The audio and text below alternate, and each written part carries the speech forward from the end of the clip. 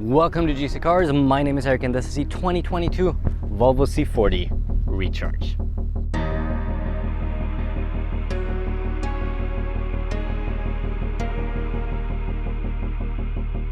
So this is an awesome color. It is fjord blue and I really like the color. Honestly, it's probably one of my favorite, maybe the best blue we've had yet. Now there's a few styling cues that make these C40 stand out. First of all, we have the grille is one piece of metal, so there's essentially, technically there's a grille here, but this is basically completely blocked off. I think it looks actually pretty decent because you still have like the resemblance of a grille with like the outlines, but other than that, of course, for aerodynamics, it's blocked off. Then we have 20-inch wheels, which is for a subcompact, very, very large, and that has its drawbacks, which we're going to talk about later on, but they do help the C40 kind of achieve a very concept car like styling, I think, because we have some very nice creases in here, and then of course with this slope back, which you can only get in this Recharge C40, it does look very fashionable, I guess. It certainly stands out. And once we move over to the back, we have some nice details in the taillights with the Volvo logo and the kind of like the dotted line. And as always, just like in the V90 we've had, once you turn them on, the lights, they kind of fade on from lower to top, which looks really cool. And we have these kind of two spoilers, I guess, these two little wings in the on the roof, which kind of guide the air towards our lower spoiler or lower wing, whatever the proper term is. You know what I mean. Anyhow, it's a Volvo, so let's take a look at the interior and see if it's just as good as we are used to Volvos actually from the interior. Okay, the interior of the C40 is very familiar if you have seen my XC90 or my V90 review. So we still have the kind of the center gauge setup with the vertical infotainment. We have our digital gauge cluster. But before we get into that, let's start talking about materials. Materials on the touch points are really nice. We got leathers in most spots. It feels good. It is comfy. But there's two spots where I'm not quite happy with the materials. First of all, this plastic up here is very cheap, very thin.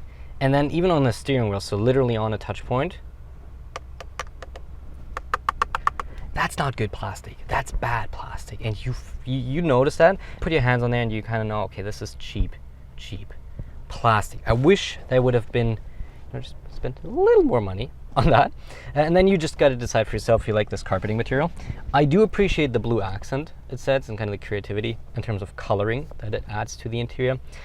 But it's the same, super cheap, super thin material. Then we have very nice trim actually. I love the trim we have in here because it's a topographical map.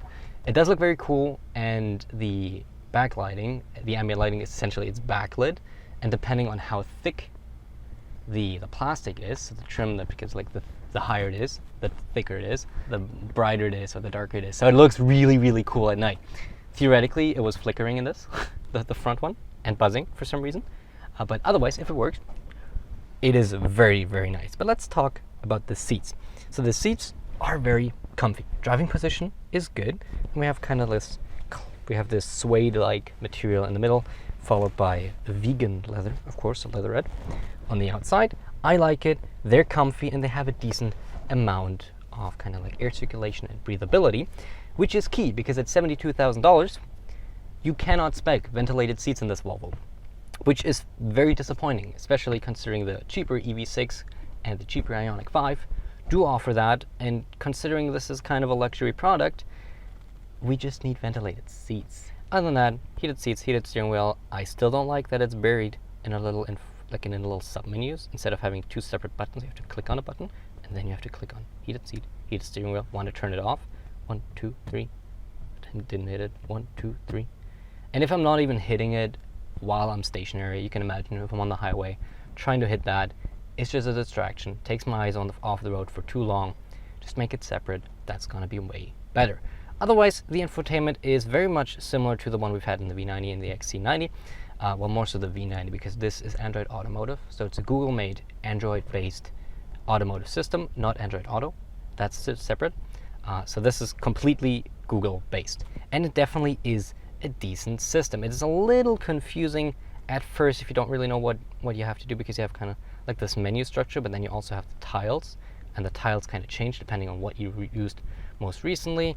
The nice thing is though about this being Android based is that you have a Play Store, so you can download Spotify, you have maps on here, you can download ChargePoint, for example, for charging, and you can literally just log into your Google account, you can log in your Spotify account, and you don't need to connect your phone at all. It all runs through here and it works really well. Your digital gauge cluster, nice amount of information, gives you Google Maps straight in the middle of the map, so probably the best navigation you can get in any car. Works really well. I would just wish that this car would give me an estimation of my range.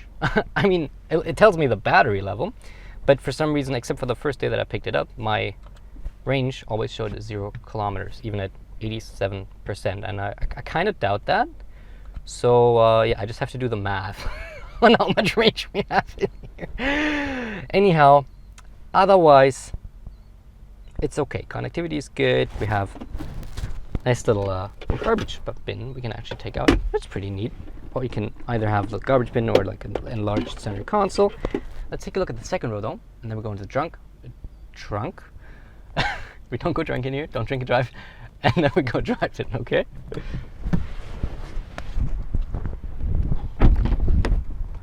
Okay, into the rear. And this is where the issues with slope back or sportback SUVs like this come in. I mentioned the drawbacks of a sedan, or more so like a coupe, because look at the roof line. I'm 5'7", I fit. Yes, but if you're a little taller, if you're 5'9", or maybe even 6 feet, yeah, this is gonna be really tight. I got like about 2 inches of space.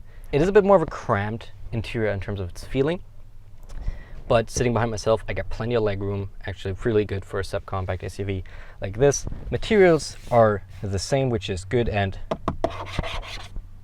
moderately bad in terms of that.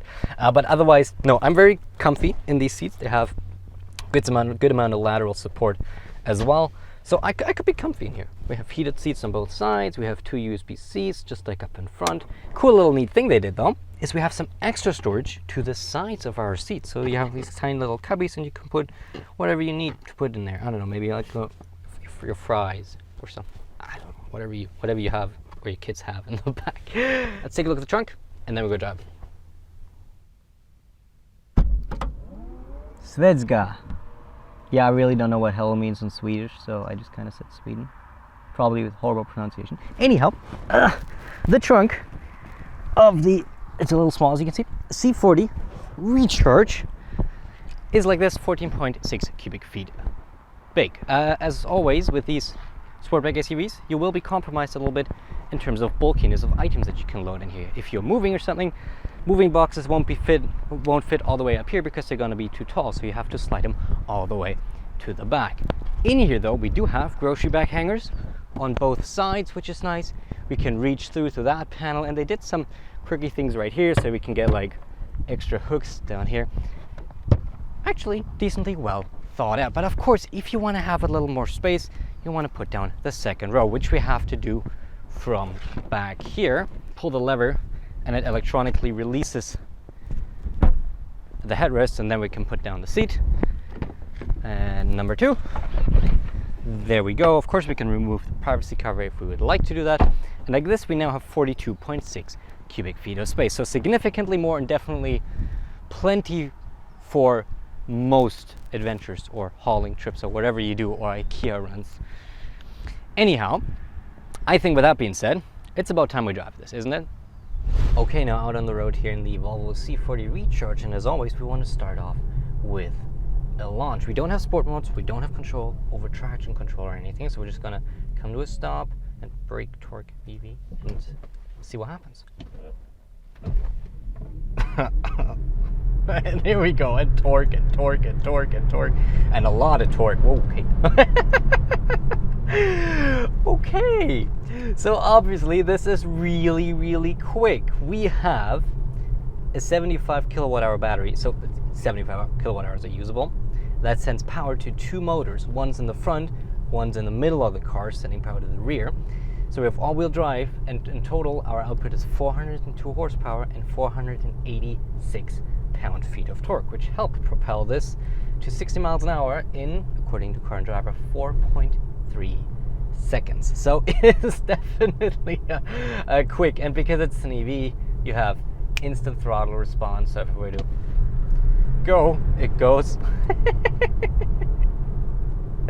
And yeah, so if you're concerned about power, EVs are perfect for you. Incredibly nice to drive in terms of power. And of course, they're also incredibly smooth because, like I said, you don't have gears, you don't have an engine that needs to like get some fuel, burn that fuel, get it sent to the wheels, all that. It's just instantaneous, so you have incredible throttle control, and with that you can be extremely smooth. And at the same time, the regenerative braking here is also really good. The transition from regenerative braking to our physical brakes is unnoticeable. I have not noticed it once during the whole week. Even when I did brake a little harder, it just worked perfectly well, perfectly smooth, and that is what Volvo is really going for in this C40, and I assume in the XC40 as well, is ease of driving and comfort. You get in here, you don't even have a start-stop button. You sit down, put in drive, you go, you put into park when you're done, and just leave. No start-stop button, nothing.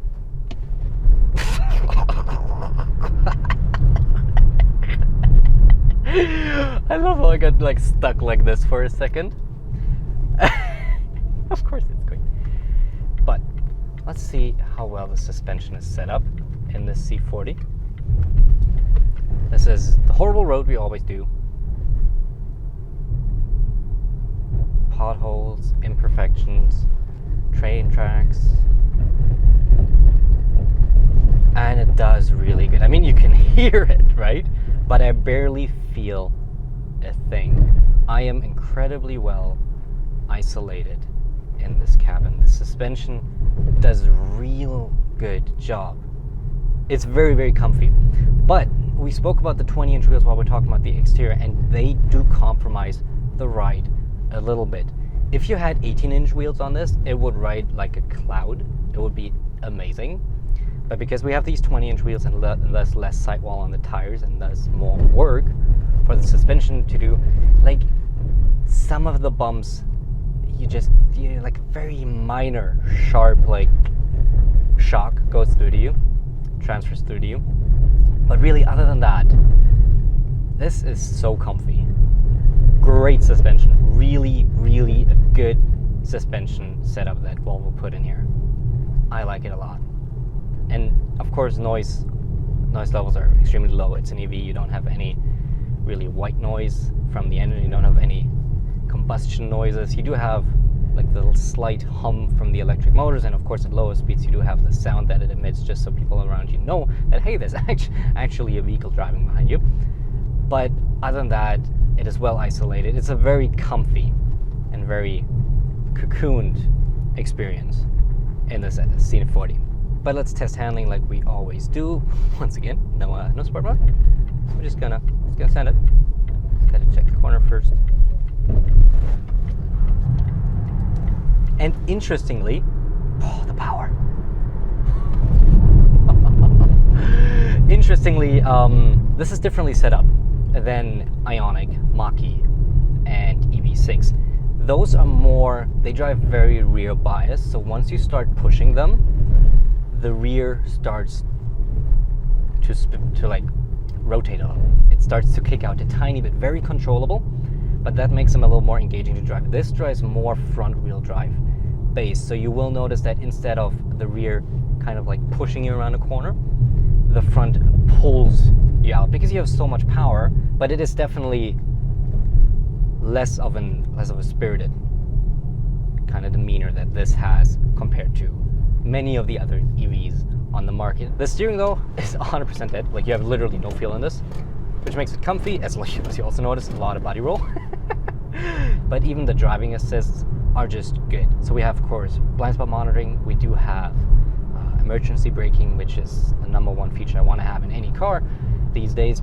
But we also have adaptive cruise control, which you would expect at this price, and a lane centering assist, so a semi-autonomous lane centering assist. It is coupled to cruise control, so you cannot activate it independently, unlike in the EV6 and the IONIQ 5. But when you activate it, it works incredibly well. The same experience I've had in the V90 and the XC90 of it just being a really, really good system that knows where it's at and places you very much center in any lane on the highway. But in terms of tech, and I talked about blind spots, there's one thing I need to mention, that this thing here, our rearview mirror, is pretty much just a decoration. Like this, I feel like I'm looking out of a tank in the back. The rear window is so tiny and has such a bad angle to it that you really don't have much spatial awareness out of that one. I average about 20 to 21 kilowatt hours per 100 kilometers.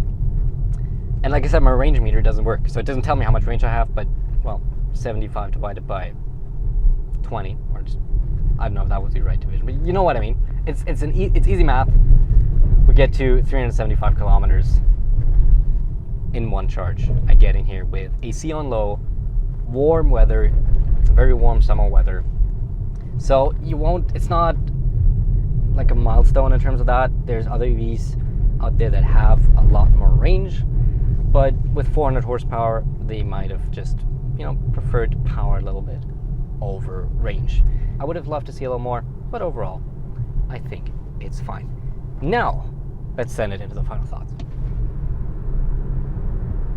Okay, final thoughts on the 2022 Volvo C40 Recharge. So, like I said in the beginning, the EV market is extremely competitive right now, and we have more and more entries, really good entries coming out every single year. So the days of where you can just kind of put out an EV and just, it's an EV, whatever, and just have it sell is over. You now have to be good in it. And I think the C40 is really good in most aspects. Like I said, it drives really well, you have plenty of power, tech is really good. There's just a few minor things where it doesn't quite live up to what I would expect. But at a price of $74,615 Canadian after destination charges, it is a bit of a tough sell. Don't get me wrong, it's not a bad product and it's not an outrageous price, but considering you can get an IONIQ 5, technically you can get an IONIQ 5 for $13,000 less, and you have more range with maybe 60 horsepower less, ventilated seats, and an interior that is in some aspects better, in some aspects worse, because this is a bit of a mixed bag, this interior and this C40 for me personally. I just see the IONIQ and the EV6 as better purchases right now. The Volvo will give you a bit of a better image. It's not a Hyundai, it's not a Kia. It'll be a little nicer in terms of the image it portrays, and it'll just have a bit more luxury. But is that worth $13,000? Well, you got to decide that. Of course, the price is, as always, before incentives or anything, right? Depends on when you watch the video, depends on where you watch the video, how the incentives are for you. That's why I always say the price without anything else. Personally, I would still go IONIQ 5 because the range is better, it charges faster, it has ventilated seats, and overall I like the interior a little more. Those are my reasons. Anyhow, that concludes my review of the 2022 Volvo C40 Recharge. I hope you enjoyed it, and if you enjoyed it, like I said, why not consider subscribing if you really liked it, because I upload videos every single week. And other than that, we have 3 PV test drives of this one where we tested in different kinds of scenarios if you want to have a little more info. And other than that, yeah, that's pretty much it. Thanks so much for watching. I hope you liked it, and I hope I'll see you next one. Thank you and goodbye.